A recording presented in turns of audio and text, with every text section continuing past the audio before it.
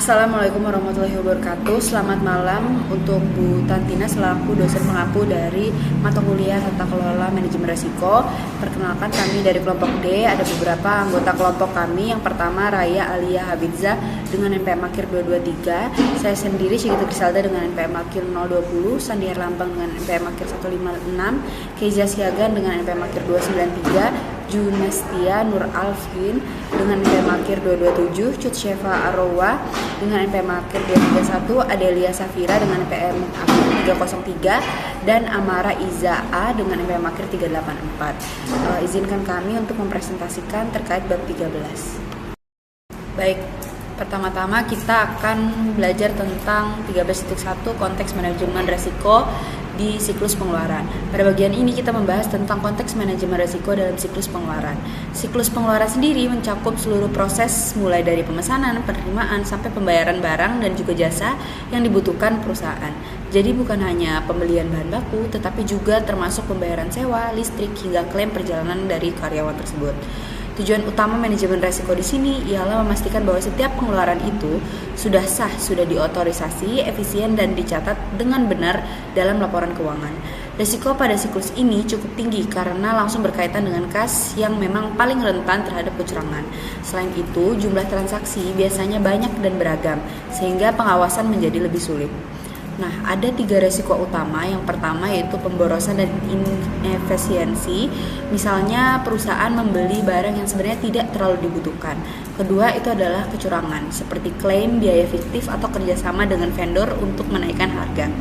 Ketiga, resiko pelaporan keuangan seperti salah mencatat periode ataupun salah klasifikasi antara capex dan opex. Nah, untuk mengendalikan resiko ini, perusahaan itu biasanya dapat menggunakan sistem otorisasi bertingkat, pemisahan tugas atau segregasi, dan juga rekonsiliasi secara berkala. Baik, selanjutnya adalah 13.1 yaitu resiko inherent, biaya dan non-biaya. Di mana di sini penting untuk membedakan antara biaya langsung dan biaya tidak langsung. Biaya langsung itu seperti bahan baku, biasanya lebih mudah dikontrol karena berkaitan langsung dengan pendapatan. Sedangkan biaya tidak langsung ataupun overhead itu seperti biaya pemasaran ataupun administrasi, di mana ini lebih beresiko karena sifatnya diskresioner ataupun tergantung keputusan oleh manajemen. Ada beberapa risiko utama pada biaya tidak langsung. Pertama ialah pemborosan. Misalnya perusahaan mengeluarkan biaya pemasaran besar tetapi tidak memberikan hasil yang jelas. Kedua, penyimpangan anggaran seperti kebiasaan menghabiskan anggaran di akhir tahun agar tidak dipotong tahun berikutnya. Ketiga, kesalahan alokasi biaya yang bisa menyebabkan penilaian profitabilitas menjadi tidak akurat. Selain itu, juga ada resiko pada belanja modal ataupun capex, yaitu investasi yang tidak menghasilkan keuntungan sesuai harapan, serta resiko salah klasifikasi antara capex dan juga opex yang bisa memengaruhi laba perusahaan tersebut. Untuk mengelola resiko ini, biasanya perusahaan perlu melakukan persetujuan anggaran yang ketat, evaluasi realisasi anggaran, dan juga menerapkan kebijakan akuntansi yang jelas. Nah, pada slide 13.1.2 ini merupakan resiko pengeluaran tidak diotorisasi, di mana resiko ini terjadi ketika dana perusahaan tersebut digunakan tanpa persetujuan yang sesuai. Ini bisa terjadi dalam berbagai bentuk, mulai dari pembelian kecil tanpa izin, sampai kontrak besar yang disetujui oleh pihak yang tidak berwenang. Penyebabnya bisa dikarenakan kebijakan yang kurang jelas, pengabaian prosedur, penyalahgunaan wewenang, ataupun bahkan kecurangan seperti klaim biaya fiktif. Dampaknya cukup serius, yaitu pemborosan, terjadinya fraud, dan juga kebocoran dana dari perusahaan tersebut. Untuk mencegah hal ini, sebenarnya perusahaan itu harus melakukan pengendalian yang cukup kuat. Yang paling utama itu adalah sistem otorisasi bertingkat, di mana setiap level jabatan itu memiliki batas persetujuan tertentu. Selain itu, perlu ada pemisahan tugas atau segregasi tugas itu tadi, sehingga orang yang mengajukan tidak boleh menjadi orang yang menyetujui, dan juga kontrol anggaran agar pengeluaran tidak melebihi batas yang sudah ditentukan. Dengan adanya pengendalian ini, perusahaan itu dapat memastikan bahwa setiap pengeluaran sudah melalui proses persetujuan yang tepat sebelum dilakukan.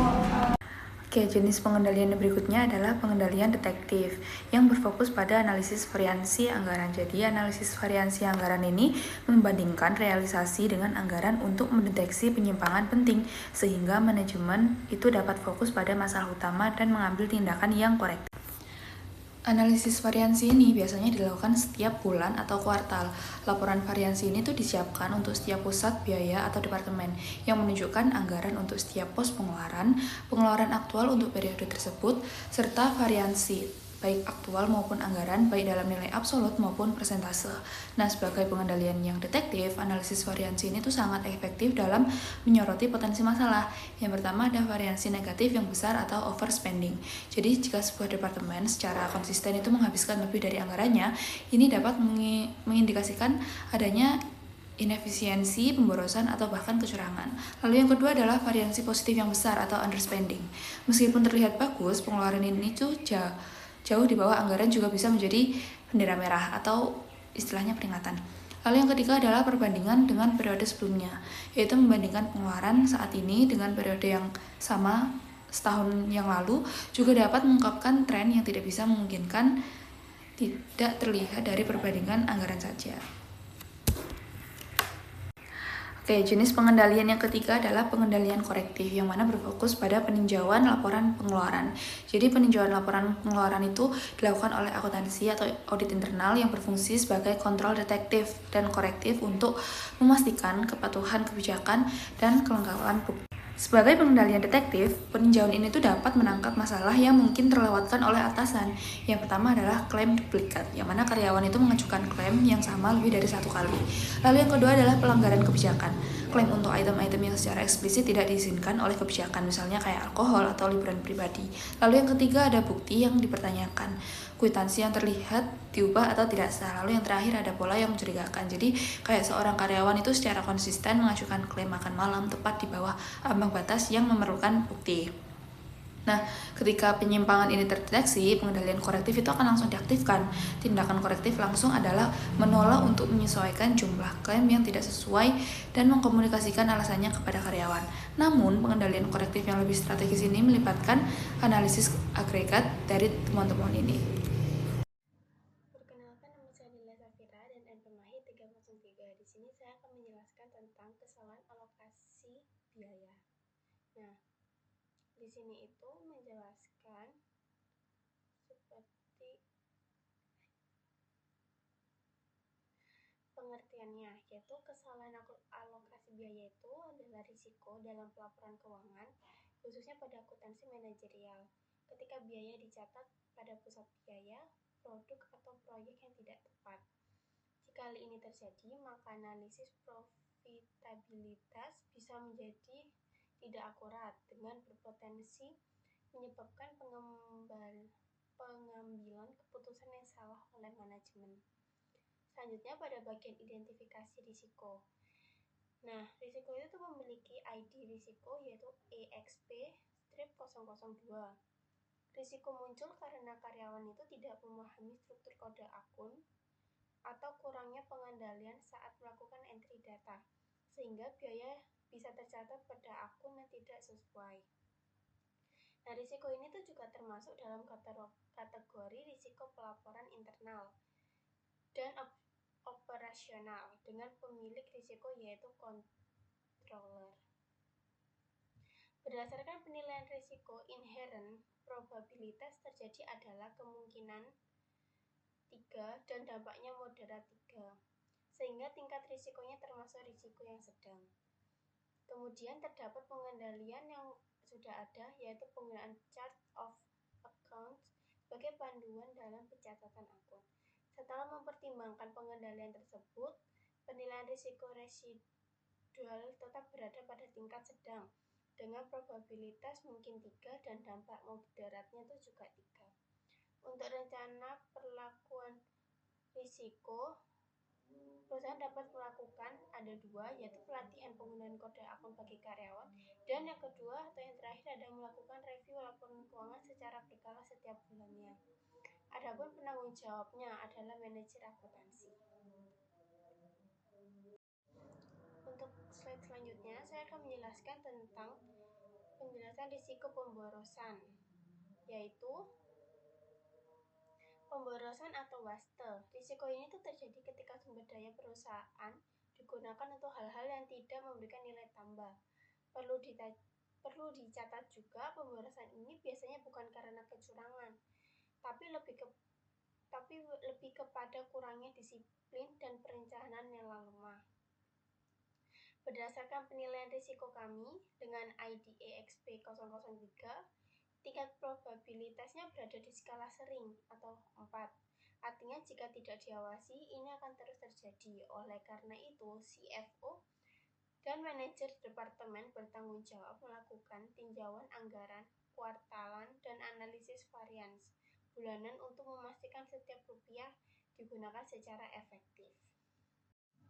Di slide terakhir saya akan menjelaskan tentang otorisasi multilevel, yaitu bagaimana sih cara kita mencegahnya. Salah satu langkah proaktif yang paling efektif adalah dengan otorisasi multilevel.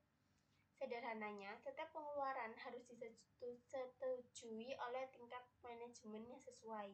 Prinsipnya, semakin besar nilai pengeluarannya, semakin tinggi pula level jabatan yang harus memberikan izin. Hal ini diatur dalam matriks delegasi wewenang. Jadi ada manfaatnya itu ada 3. Yang pertama ada pengawasan pengeluaran besar jadi lebih ketat. Yang kedua ada tanggung jawab setiap level manajemen menjadi jelas. Dan yang ketiga atau yang terakhir, yang terpenting meningkatkan efisiensi karena pengeluaran kecil bisa disetujui lebih cepat tanpa birokrasi yang berbelit. Sekian presentasi dari saya. Terima kasih. Oke, baik. Yang selanjutnya yaitu pengendalian detektif, analisis variansi anggaran. Nah, jadi aliansi variansi ini itu merupakan alat penting dalam manajemen berdasarkan dengan pengecualian, yaitu manajer itu hanya berfokus pada penyimpangan yang signifikan. Nah, melalui analisis ini, perusahaan itu tuh dapat mengidentifikasi berbagai potensi masalah, misalnya itu kayak variansi negatif yang besar ataupun overspending yang dapat mengindikasi adanya inefisiensi, pemborosan, bahkan juga potensi kecurangan, sehingga perlu adanya evaluasi yang lebih lanjut. Kemudian di sisi lain, di sini juga ada variansi positif yang besar ataupun underspending yang dimana juga perlu untuk diperhatikan, karena meskipun terlihat baik, hal ini tuh bisa menandakan bahwa aktivitas itu penting tidak dilaksanakan yang beresiko bagi perusahaan di masa depannya. Selain itu juga ada perbandingan dengan periode sebelumnya, yang dimana ini tuh membantu manajemen untuk melihat tren yang tidak wajar yang mungkin tidak terlihat jika hanya dibandingkan dengan anggarannya saja. Kemudian yang selanjutnya kita bisa melihat dari pengendalian korektif ataupun peninjauan laporan pengeluaran, yang dimana peninjauan ini itu dilakukan oleh bagian akuntansi ataupun audit internal setelah adanya persetujuan awal, sehingga berfungsi sebagai kontrol tambahan yang independen. Nah, dalam tahap deteksi itu, peninjauan ini itu dapat menemukan berbagai penyimpangan seperti klaim duplikat, pelanggaran kebijakan, bukti yang tidak valid, serta pola pengajuan yang mencurigakan. Nah, jika penyimpangan tersebut itu ditemukan, maka pengendalian korektif itu akan dilakukan atau diaktifkan. Nah, tindakan langsungnya itu adalah untuk menolak ataupun menyesuaikan klaimnya serta memberikan penjelasan kepada karyawannya. Selain itu juga terdapat tindakan korektif lanjutan, yang dimana kita mengevaluasi keseluruhannya dan juga keseluruhannya untuk memperbaiki kebijakan, memperjelas juga aturan, dan juga melakukan pelatihan ulang. Nah, audit internal itu juga menggunakan analisis data yang bertujuan untuk meninjau seluruh klaim secara lebih mendalam dan juga mendeteksi anomali yang dengan lebih akurat. Nah, dengan adanya peninjauan yang sistematis ini tuh, perusahaan itu dapat meningkatkan akuntabilitas serta mencegah terjadinya kecurangan yang terjadi di masa depan. Selanjutnya ada risk register, persediaan dan pengadaan barang. Definisi dan urgensinya, risk register adalah alat manajemen krusial untuk mengelola persediaan yang merupakan salah satu investasi terbesar aset lancar. Pengelolaan yang buruk dapat merusak profitabilitas dan arus kas perusahaan. Cakupan siklusnya yaitu fokus pada risiko di seluruh siklus hidup persediaan, mulai dari proses pengadaan, penerimaan, penyimpanan, hingga penilaian akhir di neraca. Risiko utamanya itu yang pertama ada kelebihan atau kekurangan stok. kelebihan stok itu mengikat kas pada aset tidak produktif, sedangkan kekurangan stok itu bisa menyebabkan kehilangan penjualan. Lalu yang kedua ada kesalahan penilaian persediaan, yaitu akibat metode biaya yang tidak konsisten atau kegagalan mengakui penurunan nilai barang rusak atau usang. Dan terakhir yang ketiga yaitu kualitas barang. Risiko menerima bahan baku berkualitas rendah yang dapat merusak lini produksi dan reputasi perusahaan. Nah, bagaimana strategi pengendaliannya? Yang pertama yaitu mengusulkan tindakan preventif dan detektif seperti yang pertama ada sistem pemesanan just in time atau sistem persediaan perpetual, lalu ada pengecekan kualitas harian saat penerimaan barang, dan terakhir ada pemeriksaan fisik mingguan atau stock opener. Selanjutnya ada identifikasi risiko, kelebihan atau kekurangan persediaan. Dua sisi resiko, manajemen persediaan menghadapi tantangan utama berupa resiko kelebihan atau overstocking dan kekurangan atau understocking yang muncul akibat kegagalan peramalan permintaan secara akurat. Nah, akar masalahnya atau sebabnya ini yaitu ketidakakuratan peramalan permintaan dan waktu tunggu atau lead time pemasok yang tidak dapat diandalkan. Dampak risikonya, yang pertama ada kelebihan stok, meningkatkan biaya penyimpanan, risiko kerusakan barang, dan mengikat modal kerja secara tidak produktif. Lalu yang kedua ada kekurangan stok, yaitu menyebabkan hilangnya peluang penjualan, ketidakpuasan pelanggan, hingga potensi penghentian lini produksi. Kelemahan pengendalian saat ini yaitu penggunaan peramalan manual atau menggunakan spreadsheet itu dinilai tidak memadai untuk menangani bisnis yang kompleks. Rencana perlakuan atau solusi strategisnya. Yang pertama yaitu dengan investasi pada perangkat lunak peramalan permintaan yang lebih canggih atau otomatis. Lalu yang kedua yaitu kolaborasi data dengan pelanggan dan pemasok utama atau supply chain collaboration. Lalu yang ketiga ada penetapan tingkat persediaan pengaman atau safety stock berdasarkan hitungan statistik. Selanjutnya di sini ada identifikasi risiko pada penilaian persediaan yang salah di metode average dan juga metode FIFO. Nah, maksudnya di sini adalah risiko pelaporan keuangan itu di mana nilai persediaan neraca atau di HPP itu dinyatakan atau disajikan secara tidak akurat dalam laporan laba rugi. Nah, kesalahan dalam penilaian persediaan ini itu dapat muncul karena penerapan metode FIFO dan juga average itu dinilai tidak konsisten, dan juga kegagalan untuk menerapkan antara nilai terendah antara biaya dan nilai realisasi bersih atau lower of cost or net realizable value. Kemudian di sini ada contoh entry risk register untuk risiko penilaian persediaan yang salah. Di sini ada dua kolom. Kolom yang pertama itu diisi elemen risk register dan deskripsi. Kemudian baris kedua itu mengikuti ada isinya ID risiko. Untuk kolom keduanya yakni INV-002. Kemudian untuk deskripsi risikonya itu ada sebab. Yang pertama sebab kesalahan dalam sistem persediaan perpetual atas kurangnya tinjau yang memadai terhadap harga pasar. Kemudian risiko yang muncul itu menyebabkan penerapan dari metode FIFO ataupun average tadi itu tidak konsisten dan juga kegagalan dalam menerapkan nilai realisasi value. Nilai realisasi. Kemudian untuk dampaknya itu mengakibatkan overstatement atau kelebihan pengungkapan pada nilai persediaan. Kemudian sebaliknya understatement, kekurangan pada HPP dan juga overstatement pada laba kotor. Nah, hal ini itu bisa merugikan karena bisa menyesatkan pengguna yang ingin menggunakan informasi laporan keuangan. Kemudian kategori risikonya itu masuk pada pelaporan keuangan dan juga kepatuhan. Untuk pemilik risikonya di sini tertulis controller. Untuk penilaian inherent dari segi probabilitas itu kemungkinan kemungkinan terjadinya 3 skalanya, kemudian dampak itu di moderat skala 3, dan juga tingkat risikonya digolongkan dan dikategorikan sedang. Untuk pengendalian yang ada, tertulis akuntan biaya itu dapat melakukan tinjauan lower of cost or net realizable value pada akhir tahun. Kemudian penilaian residualnya itu probabilitasnya kemungkinan skala 3, dampak moderat skala 3, dan juga tingkat risikonya dinilai sedang.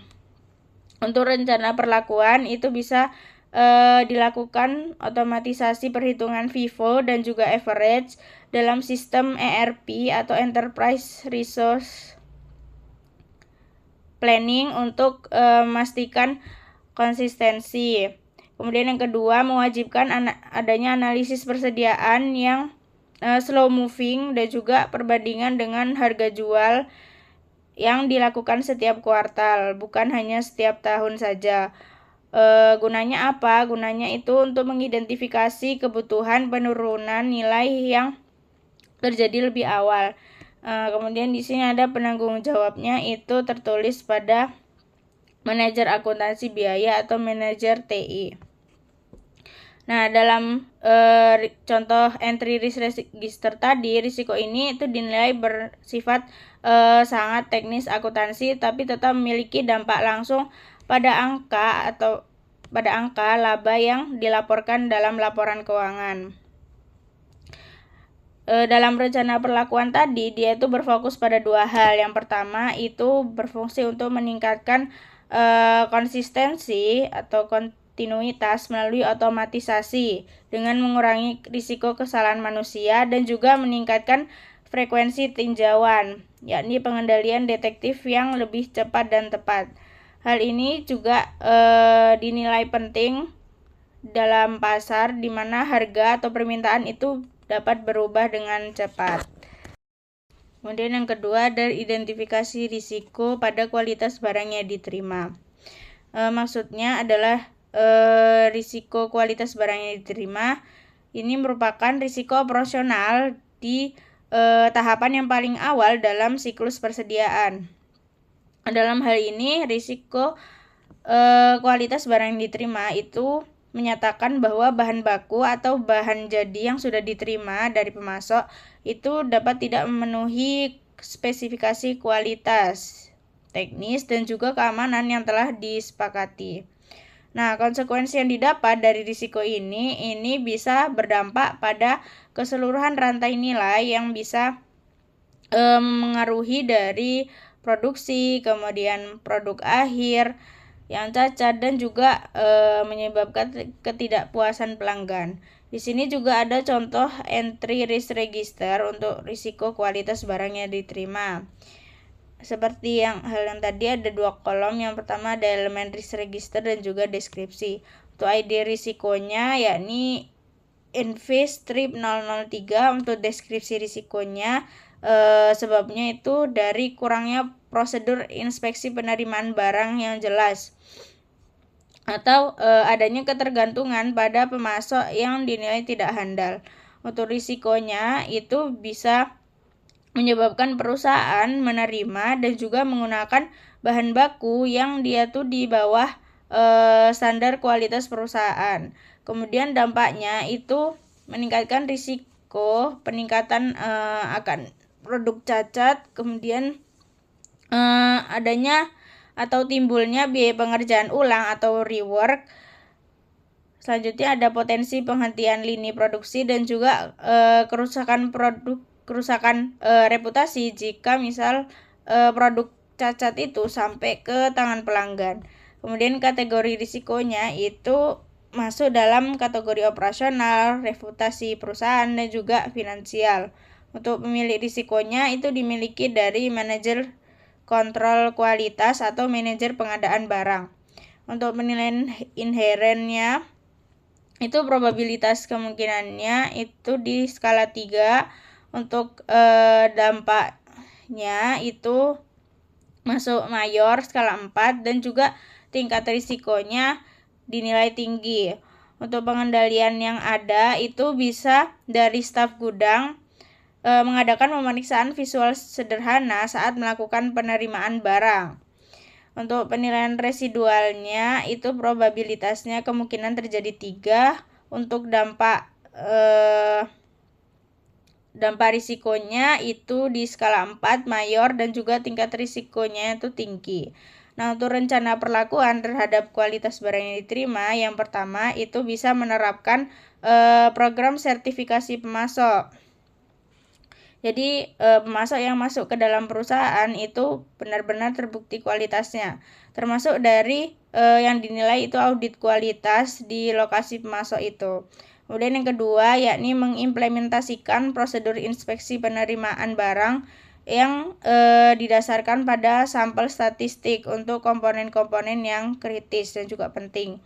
Yang ketiga itu menetapkan kriteria yang jelas untuk menolak pengiriman yang tidak memenuhi syarat. Jadi dari pengiriman itu harus tahu barang-barang mana yang tidak memenuhi syarat. Kemudian penanggung jawabnya ini di manajer kontrol kualitas. Nah, dari tabel itu menggambarkan dan juga mengindikasikan bagaimana risiko operasional di tingkat gudang itu mampu memiliki dampak yang sangat besar pada reputasi dan juga finansial. Dari pengendalian yang ada dari pemeriksaan visual sederhana itu dia jelas-jelas tidak memadai untuk risiko yang sifatnya sangat besar ini. Rencana perlakuan yang diusulkan itu setidaknya harus lebih proaktif. Jadi seperti memastikan kualitas dari sumbernya atau sertifikasi pemasok barangnya itu. Kemudian dapat dilakukan atau diterapkan proses verifikasi yang juga lebih terjamin dan juga disiplin pada saat penerimaan barang. Mitigasi resiko, pengendalian persediaan, dan pengadaan. Nah, hal ini tuh bertujuan untuk memastikan bahwa barang tersebut tepat waktu, jenis, jumlah, kualitas, dan nilainya, melibatkan fungsi pengadaan, penerimaan, penyimpanan, dan akuntansi. Nah, untuk pengendalian itu dibagi menjadi 3, yakni preventif, detektif, dan korektif. Untuk preventif sendiri dilakukan sebelum barang masuk gudang, bentuk berupa seleksi dan sertifikasi pemasok, dan sistem perencanaan dan pemesanan. Fungsinya adalah untuk melacak stok secara sistematis dan memicu pemesanan ulang. Kemudian pengendalian detektif bertujuan untuk memverifikasi keakuratan data. Di sini kita akan mendeteksi pencurian atau kerusakan. Metode utamanya adalah stok opname, berfungsi untuk membandingkan stok fisik versus catatan. Dan yang terakhir adalah korektif. Hal ini dilakukan pada saat ada masalah. Bentuknya dapat berupa investigasi selisih stok, penyesuaian pencatatan, dan penghapusan barang rusak atau utang. Selanjutnya adalah pengendalian preventif, yakni sistem persediaan perpetual. Hal ini merupakan sistem pencatatan persediaan real time. Setiap transaksi langsung memperbarui item kuantitas dan nilai persediaan. Update stok hanya di akhir periode. Implementasinya menggunakan sistem terkomputerisasi atau ERP, berfungsi sebagai pengendalian preventif yang kuat. Manfaat dari sistem perpetual yang pertama adalah mencegah kekurangan stok, lalu mencegah kelebihan stok, dan yang terakhir meningkatkan akuntabilitas. Baik, perkenalkan nama saya Chandra Lambang dari Makir 156. Jadi menjadi materi selanjutnya yaitu mengenai pengendalian detektif stok opname periodik. Jadi stok opname atau perhitungan fisik persediaan adalah pengendalian detektif klasik yang melibatkan perhitungan, penimbangan, atau pengukuran semua item persediaan yang ada di tangan atau di gudang pada tanggal tertentu. Hasil dari perhitungan fisik ini kemudian dibandingkan dengan kuantitas yang tercatat dalam sistem persediaan, baik yang secara periodik maupun faktual. Dan tujuannya itu untuk memverifikasi keberadaan dan kuantitas persediaan yang dilaporkan, juga untuk mengidentifikasi adanya selisih. Nah, sebagai pengendalian efektif, stok nama ini sangat efektif untuk menemukan berbagai masalah, yaitu yang pertama ada penyusutan. Jika jumlah fisik lebih rendah dari yang dicatat atau catatan, maka mengindikasikan adanya kehilangan yang bisa disebabkan oleh pencurian, kerusakan yang tidak dilaporkan, atau kesalahan pencatatan.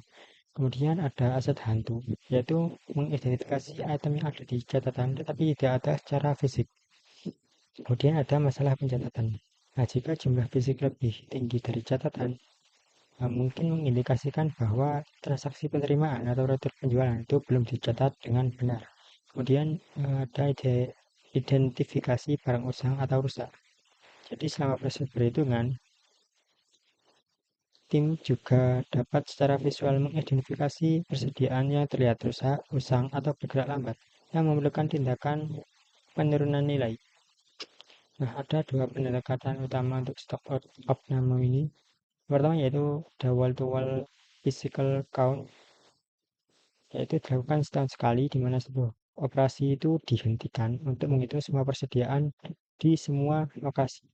Kemudian ada yang kedua itu cycle counting, yaitu pendekatan yang lebih modern di mana sebagian kecil persediaan dihitung setiap hari atau setiap minggu, dan item bernilai tinggi itu dihitung lebih sering, misalnya setiap bulan, sementara item bernilai rendah itu dihitung lebih jarang, misal setiap tahun.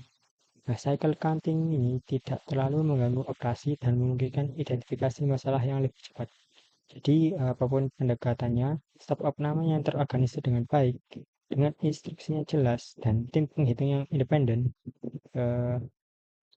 dan rekonsiliasi selisih yang cermat, merupakan pengendalian yang efektif, sangat efektif untuk memastikan keakuratan nilai persediaan di neraca. Kemudian lanjut ke pengendalian korektif, yaitu audit internal siklus pengadaan.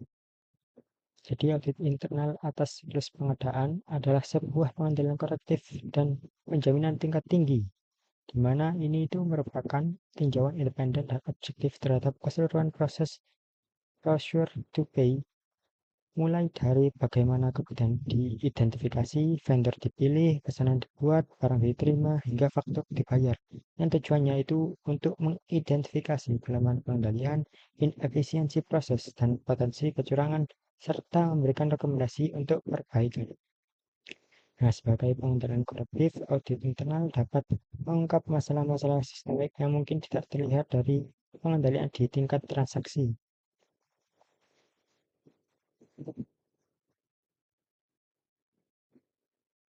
Kemudian untuk lingkup dari audit siklus pengadaan itu biasanya mencakup pengujian terhadap yang pertama itu ada kepatuhan terhadap kebijakan, yaitu apakah proses pemilihan vendor, negosiasi, dan pemesanan telah mengikuti kebijakan pengadaan perusahaan.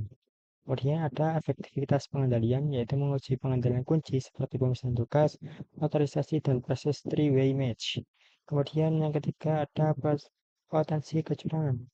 Ini menggunakan analisis data untuk secara proaktif mencari bendera merah dalam tanda kutip kecurangan, seperti pembayaran kepada vendor yang tidak ada dalam master file dan lainnya.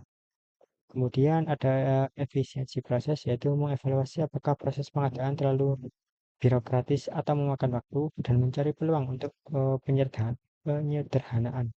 Nah, jadi hasil dari audit siklus pengadaan itu dilaporkan ke manajemen senior dan komite audit. Laporan ini memberikan diagnosis independen terhadap kesehatan salah satu proses pengeluaran terpenting perusahaan. Nah, tindak lanjut manajemen terhadap rekomendasi audit kemudian dipantau oleh audit internal yang menciptakan siklus perbaikan berkelanjutan.